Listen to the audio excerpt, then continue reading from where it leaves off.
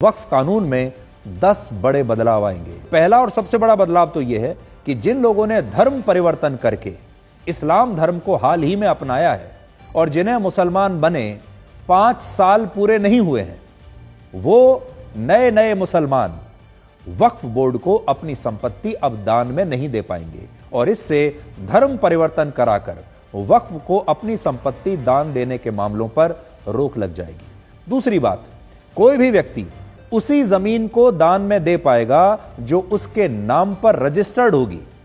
तीसरी बात, वक्फ अल औलाद के तहत महिलाओं को भी अब वक्फ की जमीन में उत्तराधिकारी माना जाएगा।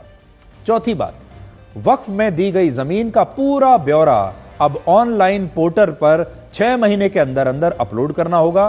पांचवां बड़ा बदलाव यह है कि जिन सरकारी संपत्तियों पर वक्फ अपना अधिकार जताता है, बताता है, उन संपत्तियों को पहले दिन से ही अब वक्फ की संपत्ति नहीं माना जाएगा।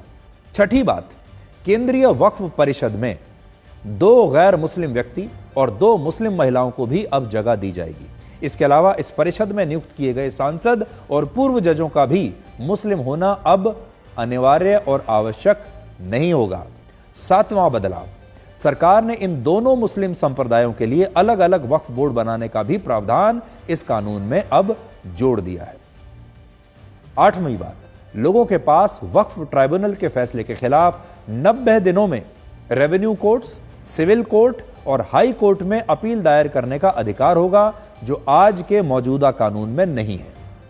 9वां बदलाव, केंद्र और राज्य सरकारों के पास वक्फ बोर्ड के खातों का ऑडिट कराने का अधिकार होगा, जिससे किसी भी तरह की बेईमानी और भ्रष्टाचार को रोका जा सकेगा। और 10वां बदलाव यह है कि वक्फ बोर्ड सरकार को कोई भी जानकारी देने से अब इनकार नहीं कर सकता